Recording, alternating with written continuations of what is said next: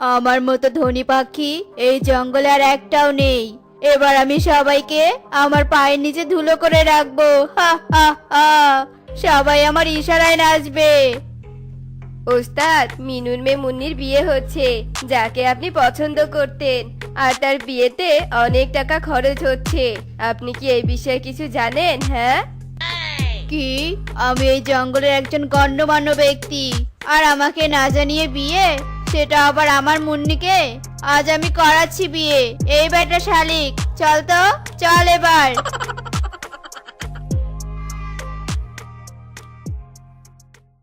কালু আর শালিক মিনুর বাড়িতে গিয়ে হাজির হয়। এই মিনু মাসি, আমাকে না জানিয়ে তুমি তোমার মেয়েকে বিয়ে দিচ্ছ কোন সাহসে? তুমি জানো না এই জঙ্গলে সবাই চলে আমার ইশারায়? বাবা, আমার ভুল হয়ে গিয়েছে। এবারের মতো তুমি আমাকে মাফ করে দাও। আর বসো বাবা, আর এসে যখন পড়েছো তখন দুটো ডাল ভাত খেয়ে নাও। আরে রাখো তোমার ডাল ভাত, এই বিয়ে হবে না।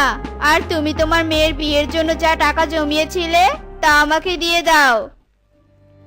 তুমি কি বলছো বাবা? আমার মেয়েটার যদি বিয়ে না হয় তাহলে তো আমার মেয়েটা লগ্নভ্রষ্ট হয়ে যাবে। তুমি দয়া করো বাবা, আমার মেয়েটাকে তুমি অপয়া করো না। আমি যা বলেছি সেটাই আমার শেষ কথা। যদি আমার কথায় কোনো নড়চড় হয়েছে তো এক্ষুনি তোমার মেয়েকে কেটে নদীতে ভাসিয়ে দিব, আমি বলে দিলাম। ওস্তাদ, বলছিলাম কি, আমরা মেয়েটার বিয়ে না আটকিয়ে শুধু টাকাগুলো নিয়ে চলে যাই।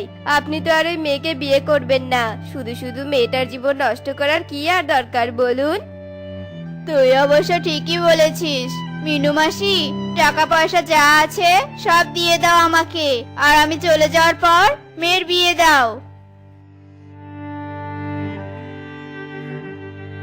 মিনু ভয় পেয়ে তাড়াতাড়ি টাকা পয়সা সব বের করে দেয়, আর কালু তা নিয়ে চলে যায়। এদিকে পাত্রপক্ষ বলে ওঠে, কোনো যৌতুক আর সোনাদানা ছাড়া আমি আমার ছেলের বিয়ে করাতে পারবো না। বাবা রকি, চল, তোকে আমি অন্য কোনো বড়লোক পাখির সাথে বিয়ে দিয়ে দিব। না না বিয়াই মশাই, আমাদের সাথে এমন অন্যায় করবেন না। ছেলেপক্ষ মিনুর কোনো কথা না শুনে সবাই বিয়ে ভেঙে দিয়ে চলে যায়, আর মুন্নি লগ্নভ্রষ্ট হয়ে যায়। শয়তান বড়লোক কালু কাক, তুই আমার এত বড় ক্ষতি করলি। দেখবি একদিন তুই ঠিক এর প্রতিদান পাবি। মিনু আর মুন্নি অনেক কাঁদতে থাকে, কিন্তু গরিব হওয়াতে তার কান্না কারো কান অব্দি পৌঁছায় না। এভাবে কেটে যায় বেশ কয়েকদিন।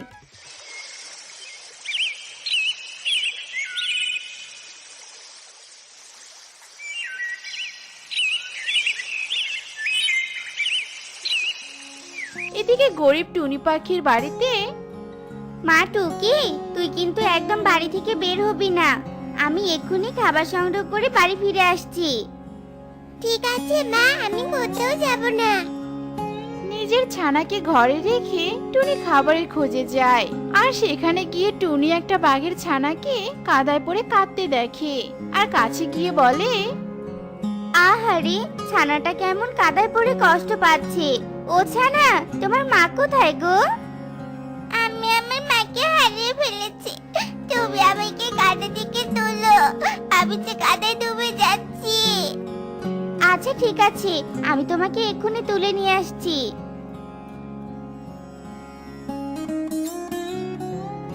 আমাকে বাঁচানোর জন্য তোমাকে অনেক ধন্যবাদ। এদিকে মা বাঘ তার ছানাকে খুঁজতে খুঁজতে সেখানে চলে আসে, আর টুনিকে দেখে বলে, এই পাখি, তুই নিশ্চয়ই আমার ছানাকে ধরে রেখেছিস মারার জন্য। এই জন্যই তো আমি আমার পুরো জঙ্গলে খুঁজলাম আমার ছানাকে, কিন্তু পেলাম না। না মা, তুমি ভুল বুঝছো। উনি না থাকলে আজ আমি কোনোভাবেই বাঁচতে পারতাম না। মানে এসব তুই কি বলছিস? এরপর বাঘের ছানা তার মাকে সব ঘটনা খুলে বলে। সব শুনে মা বাঘ নিজের ভুল বুঝতে পারে। আমি দুঃখিত বোন, তুমি আমাকে মাফ করে দাও। না না বাঘ বোন, মাপ চেয়ে আমাকে ছোট করবে না। টুনি বোন, আমি তোমার কাছে ঋণী হয়ে থাকলাম। যদি কোনোদিন কোনো বিপদে পড়ো তবে আমাকে স্মরণ করো, আমি এসে তোমাকে সাহায্য করব। ঠিক আছে বাঘ বোন। এরপর মা বাঘ তার ছানাকে নিয়ে সেখান থেকে চলে যায় আর টুনিও খাবার সংগ্রহ করে নিয়ে বাড়ি ফিরে যায়। মা, আজ তোমার আসতে এত দেরি হলো কেন? সে অনেক কথা রে মা, তুই আগে খেয়ে নে, তারপর সব বলছি। জানো মা, কালু আঙ্কেলের বাড়ি থেকে না ডিম ভাজির গন্ধ আসছে। আমার এসব দানাদার খাবার একদম খেতে ভালো লাগছে না। তুমি আমায় ডিম ভাজি করে দাও না। মারে, আমার কাছে তো একটা পয়সাও নেই, তোকে আমি কি করে ডিম ভাজি করে দিব বলতো? আমি কিছু জানি না, তুমি আমাকে ডিম ভাজি করে দিবে মানে দিবে, এটাই আমার শেষ কথা মা। আচ্ছা দাঁড়া, আমি কালু দাদার কাছে একটু চেয়ে নিয়ে আসি।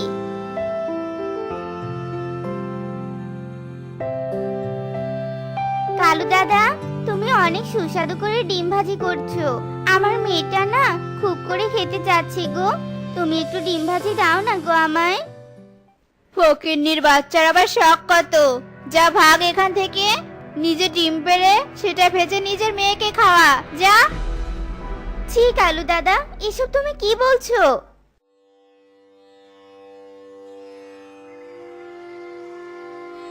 মা, তুমি খালি হাতে কেন ফিরে এলে? ডিম ভাজির পরিবর্তে তুই আমার মাথাটা চিবিয়ে খা বলছি, খা। টুকি মায়ের কথায় মন খারাপ করে বাড়ি থেকে বেরিয়ে যায়। আমাকে তো কেউ ডিম ভাজি দিল না, এবার আমি চুরি করেই খাবো। টুকি চুপি চুপি কালুর বাড়িতে যায়। এদিকে কালু ডিম ভাজি করে টেবিলের উপর রেখে রান্নাঘরে যায়। আর সেই সুযোগে টুকি ডিম ভাজি চুরি করে নিয়ে বাড়ি ফিরে আসে। এদিকে কালু বলতে থাকে, এ কি, আমার ডিম ভাজি কোথায় গেল? তখন তো টুনি এসেছিল, তার মানে টুনি আমার ডিম ভাজি চুরি করেছে। আজ ওদের দেখাচ্ছি মজা। কালু কাক তলোয়ার হাতে নিয়ে টুনির বাড়িতে যায়। টুনি কালুকে অবস্থায় দেখতে পেয়ে টুকিকে নিয়ে সেখান থেকে পালিয়ে যায়। কোথায় পালাবি? দাঁড়া বলছি, দাঁড়া। কালু টুকি আর টুনির পিছনে ছুটতে থাকে। আর এদিকে বাঘটা দেখতে পেয়ে টুনিকে ডাকে, আর টুনি নিচে নেমে আসে। আর কালুর সব অপকর্মের কথা বাঘকে খুলে বলে। এদিকে কালুও নিচে নেমে আসে। টুনি, ওই বাঘ তোকে আজ আমার হাত থেকে বাঁচাতে পারবে না। এবার থেকে আর কোনো অত্যাচারী পাখি থাকবে না, জঙ্গলের সবাই অনেক সুখে থাকতে পারবে। তোমাকে অনেক ধন্যবাদ বাঘ দিদি, এবার তোমরা বাড়ি ফিরে যাও। টুনি তার মেয়েকে নিয়ে আবারও বাড়ি ফিরে আসে আর অনেক সুখে দিন কাটাতে থাকে। কালু, কাল আমি আমাদের আম গাছটায় গিয়েছিলাম, গাছে অনেক আম ধরেছে, তবে আগের মতো হয়তো ধরেনি। সব সিজনে তো আর একরকম ভাবে ফল ধরবে না, কোনোবার কম আবার কোনোবার বেশি। তা আমগুলো কি পেকেছে? আম তো পাকেনি, শুধু পরিপক্ক হয়েছে, তবে আমার মাথায় একটা বুদ্ধি এসেছে। তা তোমার মাথায় কি এমন বুদ্ধি এলো শুনি? কিছু কাঁচা আম পেড়ে সেগুলো দিয়ে কাঁচা আমের শরবত বানিয়ে বিক্রি করলে কেমন হয় বলো তো? আজকাল যা গরম পড়েছে, আমার তো মনে হয় এই ব্যবসা করলে অনেক লাভবান হওয়া যাবে। তাহলে চলো, আর দেরি না করে আজই আমাদের কাজ শুরু করে দেই। কালু আর কাকুলি নিজেদের পরিকল্পনা মাফিক আম গাছ থেকে কাঁচা আম পেড়ে নিয়ে আসে আর তা দিয়ে শরবত বানিয়ে বিক্রি করতে চলে যায়। শরবত শরবত, টেস্টি টেস্টি কাঁচা আমের শরবত। এই গরমে যে একবার কাঁচা আমের শরবত খাবে, তার প্রাণটা পুরো জুড়িয়ে যাবে আর বারবার শরবত খেতে মন চাইবে। নিয়ে যাও, নিয়ে যাও। তা তো দেখি এক গ্লাস কাঁচা আমের শরবত খেয়ে দেখি কেমন হয়েছে। আরে বাহ, কাঁচা আমের শরবতটা তো অনেক সুস্বাদু হয়েছে, দাও দেখি আরেক গ্লাস। দাও দাও, আমাকেও এক গ্লাস দাও, আমি খেয়ে আমার প্রাণটা জুড়াই।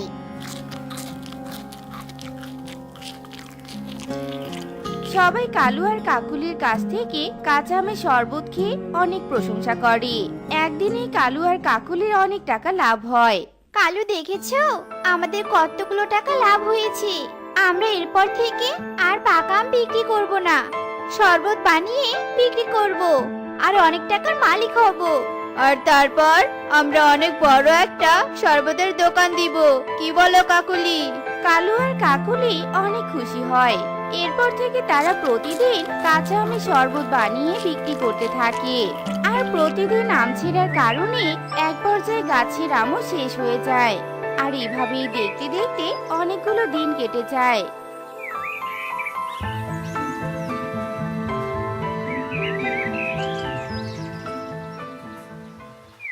আম গাছ আর নতুন করে কোনো আম দেয় না। এ দেখে কালু আর কাকুলি ভীষণ রেগে যায়। কিরে গাছ, আমরা তো তোর গোড়ায় এত জল দিচ্ছি, সার দিচ্ছি, তবুও কেন জানি তুই আর আম দিচ্ছিস না? আমার তো এখন বয়স হয়ে গিয়েছে, তাই আর ফল দিতে পারছি না। মানেটা কি? তুই যদি আমাদের ফল না দিস তাহলে তোকে আর আমরা তো যত্ন করে কি করব?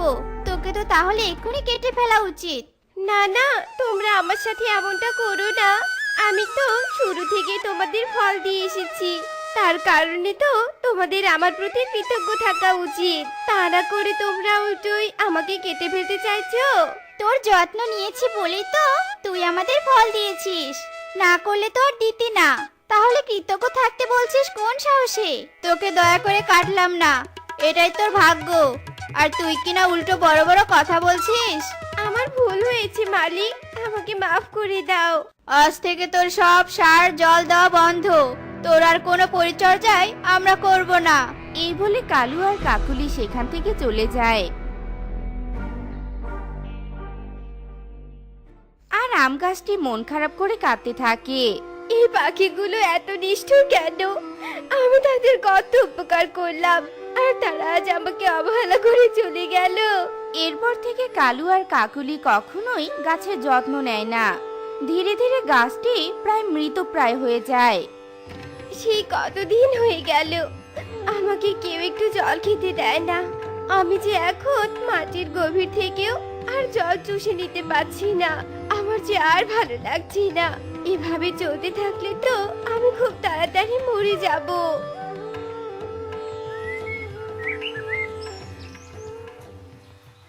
এই নে তোর জল খাবার। এইসব তুমি কি দিলে? আমার যে গন্ধে দম বন্ধ হয়ে আসছে। দয়া করে তুমি এগুলো সরিয়ে নাও, আমি যে আর সহ্য করতে পারছি না। কেন কেন? একা একাই তো বকবক করছিলি যে তোকে কেউ কোনো জল খাবার দিচ্ছে না। নে এবার মজা করে খা। এই বলে কাকুলি হাসতে হাসতে সেখান থেকে চলে যায়। আর অসহায় আম গাছটি চোখের জল ফেলতে থাকে। ঠিক তখনই টুনি সেদিক দিয়ে যাচ্ছিল, আর গাছের কান্না দেখে দাঁড়িয়ে পড়ে। এ কি গাছ, তুমি এমন করে কান্না করছো কেন? কি হয়েছে তোমার? এরপর গাছটি টুনিকে সব কথা খুলে বলে। কেঁদো না গাছ, ওরা তোমাকে অবহেলা করেছে তাতে কি হয়েছে? আমি তো আছি, আজ থেকে আমি তোমার পরিচর্যা করব। তুমি থাকো, আমি এক্ষুনি তোমার জন্য জল নিয়ে আসছি।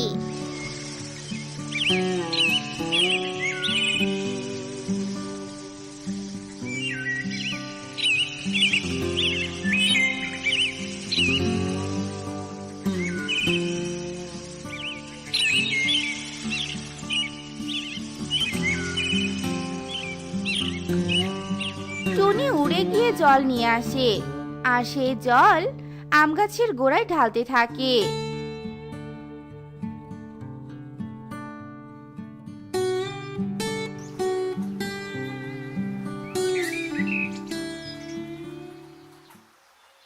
টুনি গাছের যত্ন নিতে থাকে, আর টুনির যত্নে আধমরা গাছটি আবার সতেজ হয়ে ওঠে। টুনি বন্ধু, তুমি আমার অনেক উপকার করেছো। দেখো না, তোমার জন্য আমার আবার নতুন পাতা গজিয়েছে। আমি আবার মুক্তভাবে শ্বাস নিতে পারছি। তোমার এমন পরিবর্তন দেখে আমারও ভীষণ ভালো লাগছে। ঢং দেখে আর বাঁচছি না, মরা অপ্রয়োজনীয় গাছের আবার এত যত্ন। তোমরা হয়তো ভুলে গেছো যে গাছ আমাদের পরম বন্ধু। গাছ আছে বলেই আমরা বেঁচে আছি। গাছ আমাদের ত্যাগ করা বিষাক্ত কার্বন ডাই অক্সাইড গ্রহণ করে, আমাদের জন্য অক্সিজেন ত্যাগ করে, আর আমরা সেই অক্সিজেন গ্রহণ করে বেঁচে থাকি। ওটা তো গাছের ধর্ম, তাই সে করে। এতে করে গাছকে এত মহান ভাবার কি আছে শুনি? উপকারী বস্তুর কদর বুঝতে হয়।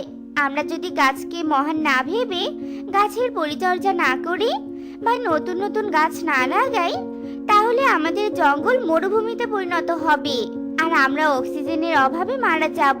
তোমরা কি সেটাই চাও বলো? টুনির কথা শুনে কালু আর কাকুলি নিজেদের ভুল বুঝতে পারে। হ্যাঁ হ্যাঁ টুনি দিদি, তুমি ঠিকই বলেছো।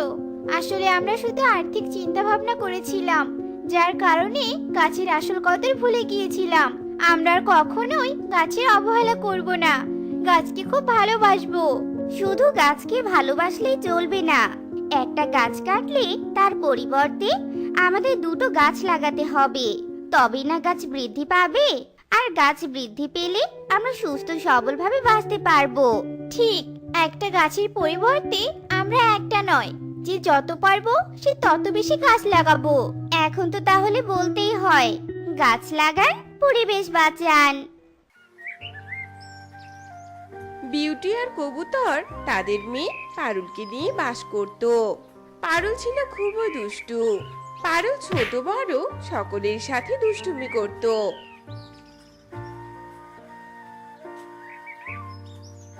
একদিন পারুল উড়ছিল, এমন সময় সে একটা গাছের ডালে তোতাকে দেখে বলতে থাকে, কতদিন হলো কারোর সাথে একটু দুষ্টুমি করি না, আজ একটা সুযোগ পেয়েছি।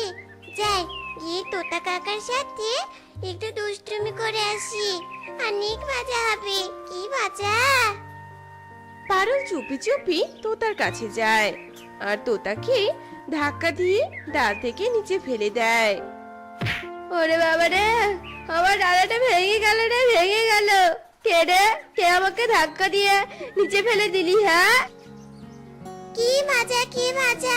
তোতা কাকা নিচে পড়ে গিয়েছে, কি মজা! যেমন বাবা মা তার তেমন মেয়ে। দুষ্টু ছানা, আমি এক্ষুনি তোর বাবা মাকে বিচার দিব তোর নামে, জানিস? তোতা রক্তমাখা ডানা নিয়ে বিউটি আর কবুতরের কাছে যায়। এই দেখো বিউটি, তোমাদের দুষ্টু মেয়ে আমার কি হাল করেছে। আমাকে পিছন থেকে ধাক্কা দিয়ে ডাল থেকে নিচে ফেলে দিয়েছে, জানো?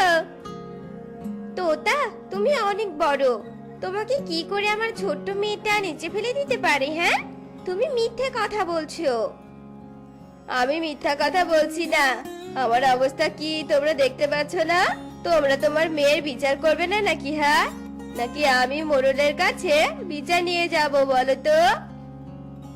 আরে আরে তোতা, কি বলছিস এসব?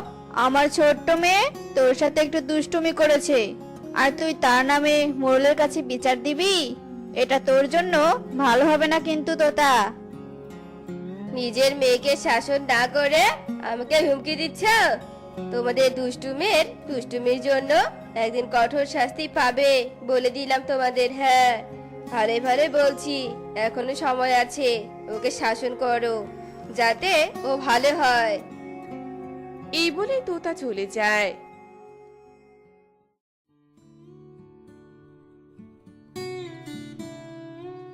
সন্ধ্যায় পারুল বাড়িতে ফিরে আসলে বিউটি আর কবুতর তাকে সব খুলে বলে। কি ব্যাপার পারুল, এসব কি? আর যদি কখনো এমন বিচার আমার কানে আসে, তাহলে সেদিন আমি তোকে কঠোর শাস্তি দিব। মা, এমন দুষ্টুমি করা ভালো নয়, বোঝার চেষ্টা করো।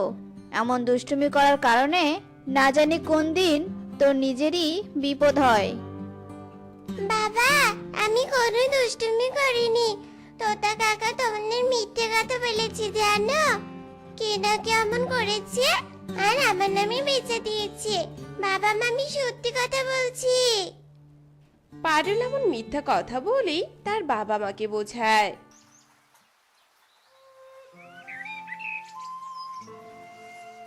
একদিন সকালে টুনি ঘরে প্লেট ভর্তি মিষ্টি রেখে বলছিল, ঘরে কোনো খাবার পানি নেই, যাই নদী থেকে একটু পানি নিয়ে আসি।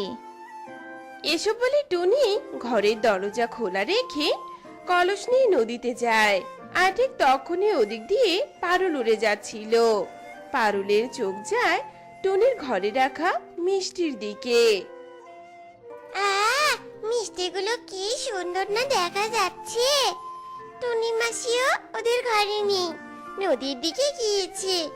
এই সুযোগে আমি মিষ্টিগুলো খেয়ে ফেলি।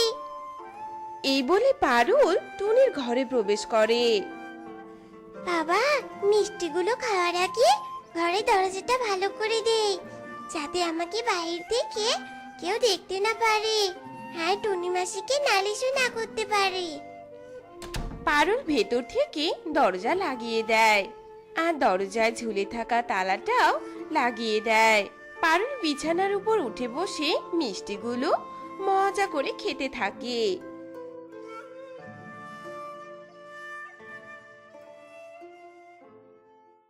মিষ্টি খাওয়া শেষে পারুল বাহিরে যেই না বের হওয়ার জন্য দরজা খুলতে যায়, তখনই সে দেখে তালা ঝোলানো। হায় হায়, আমি কি করে ফেলেছি? তালা লাগিয়ে নিজের পাতে নিজেই পড়েছি।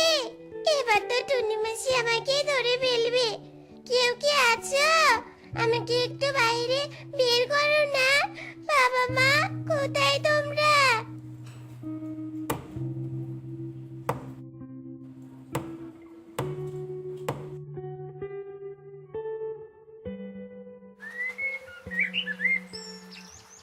ঠিক তখনই ওখানে টুনি আসে।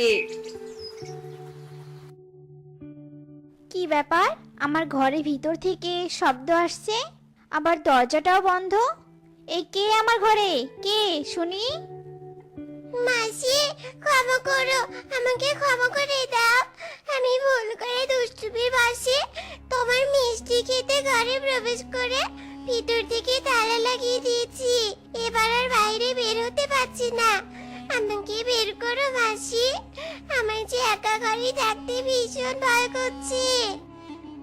ওই তালার চাবিটা তো আমার কাছে নেই, এবার আমি দরজা খুলবো কি করে? আর আমার শখের মিষ্টিগুলো তুমি খেয়ে ফেলেছো? টুনি পারুলকে এসব বলছিল। অন্যদিকে বেশ কিছুক্ষণ কেটে যাওয়ার কারণে বিউটি কবুতরকে বলতে থাকে, কবুতর, মেয়েটা অনেকক্ষণ হলো বাড়ি থেকে বেরিয়েছে, এখনো ফেরেনি। চলো তো খুঁজে দেখি ও কোথায় গিয়ে খেলছে। আচ্ছা, ওর আবার কোনো বিপদ হলো না তো?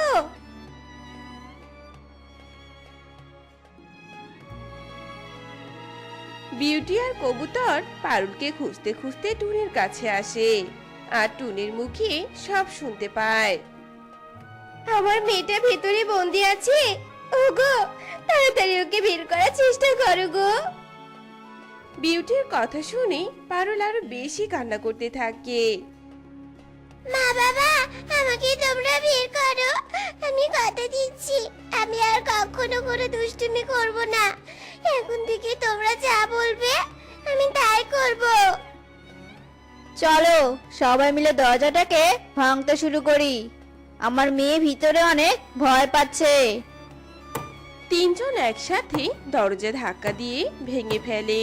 ততক্ষণে ভেতরে পারুল অজ্ঞান হয়ে গিয়েছিল। এরপর টুনি তাড়াতাড়ি পানি দিয়ে পারুলের জ্ঞান ফেরায়।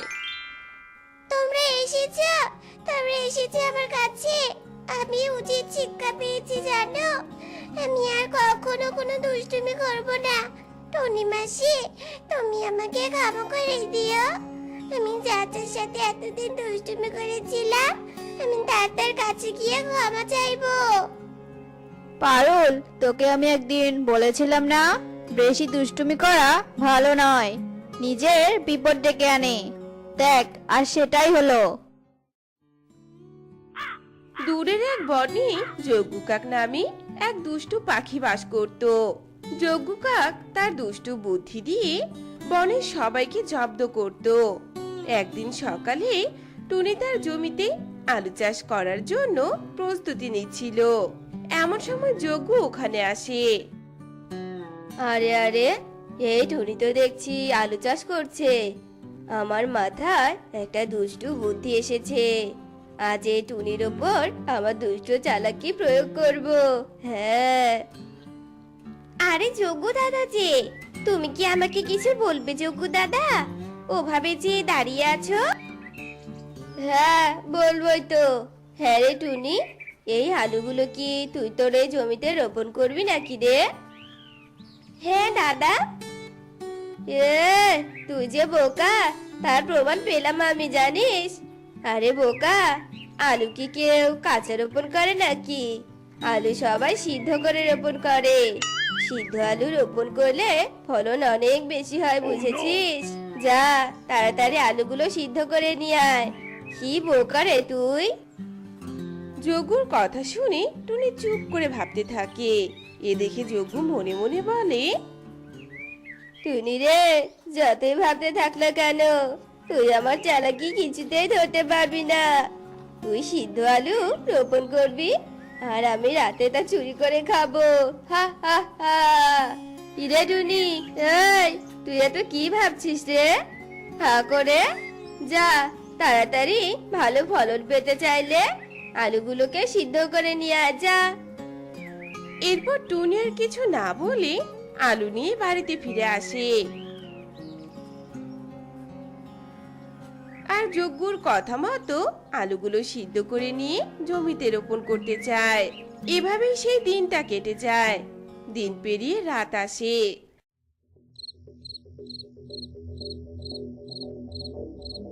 রাতে যজ্ঞ চুপি চুপি টুনির জমিতে এসে সেই সিদ্ধ করা আলুগুলো তুলে খেয়ে ফেলতে থাকে। কি শান্তি! আজ রাতটা অনেক আরামে কাটাতে পারবো। যাই গিয়ে একটা ঘুম দেই।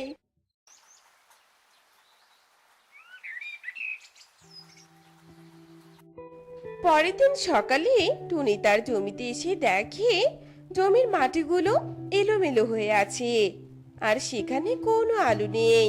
টুনি পুরো জমিতে কাকের কয়েকটা কালো পালক দেখতে পায়। এ দেখে টুনি বুঝতে আর কিছুই বাকি রইল না। দুষ্টু কাক, তুই আলু খাওয়ার জন্য আমার সাথে এত বড় চালাকি করেছিস? শয়তান, আমারও একদিন সুযোগ আসবে দেখিস।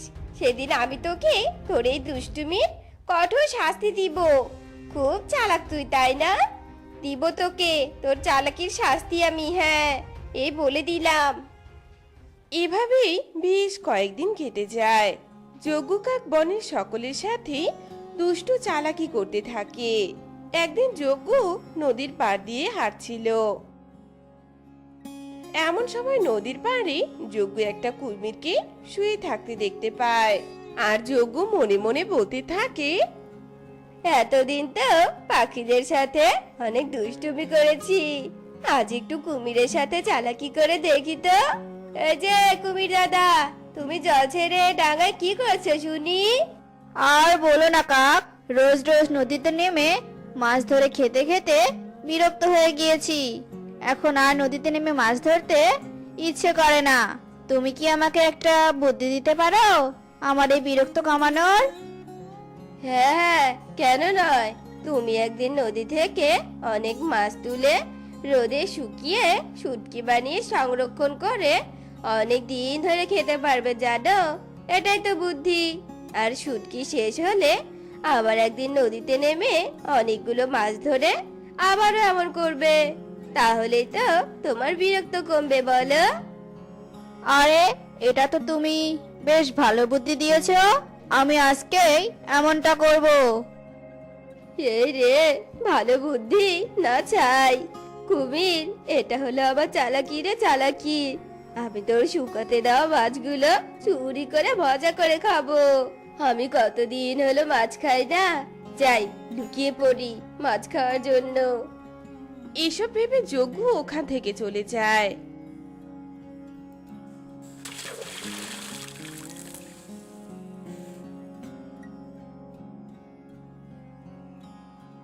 আর কুমির নদী থেকে অনেকগুলো মাছ তুলে এনে ওপরে রোদে শুকাতে দেয়। যাক, অনেকগুলো মাছ পেয়েছি। এই মাছগুলো এখানে শুকাক, আমি ততক্ষণে একটু ঘুমিয়ে পড়ি। আজ নদীতে আমি অনেক মাছ খেয়েছি। কুমির মাছগুলোকে শুকাতে দিয়ে ঘুমিয়ে পড়ে। ঠিক তখনই ওখানে যজ্ঞ চুপি চুপি এসে মাছগুলো খেয়ে ফেলে। জব্বর খাওয়া হয়েছে, কাল আবার আসবো। যাই যাই, এখন গিয়ে একটু বিশ্রাম নেই। যজ্ঞ তাড়াতাড়ি করে লুকিয়ে যাওয়ার জন্য তার শরীর থেকে কয়েকটা পালক সেখানে পড়ে যায়।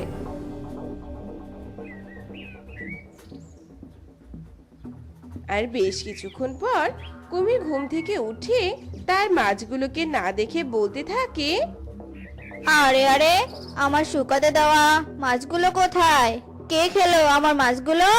আর এখানে তো কাকের পালক পড়ে আছে, তার মানে কাকি আমার মাছগুলো খেয়েছে। দুষ্টু কাক, চালাকি করে সেই জন্য আমাকে সেই বুদ্ধি দিয়েছিলি? কুমিরের সাথে চালাকি করতে এসেছিস, তোকে কঠোর শাস্তি দিব। তোর মাথাতে যদি দুষ্টু বুদ্ধি থাকে তাহলে আমার মাথাতেও কম না। কাল তোকে দেখাবো মজা। পরের দিন কুমির আবারও নদী থেকে মাছ তুলে রোদে শুকাতে দেয়, আর সে ঘুমিয়ে পড়ে। আর সেই সুযোগে যোগু কাক মাছ খেতে আসে। তখনই কুমির চোখ খোলে আর বেটা যোগুকে নদীতে ফেলে দেয়। আরে আরে, আরে কুমির দাদা, এটা কি করলে তুমি? আমি সাঁতার জানি না, আমাকে তুলে নাও, তুলে নাও আমাকে। তুই কি ভেবেছিলি সব সময় দুষ্টু চালাকি করে তুই জিতে যাবি? এবার একটু নিজের দুষ্টু চালাকির শাস্তি ভোগ কর। শয়তান, আজকের পর থেকে তোর সব দুষ্টুমি শেষ হলো। কুমির এসব কথা বলতেই থাকে। অন্যদিকে কাক নদীতে ডুবে মারা যায়। তো বন্ধুরা, আমাদের এই গল্পটি তোমাদের কাছে কেমন লেগেছে তা কমেন্টে জানাতে ভুলো না কিন্তু।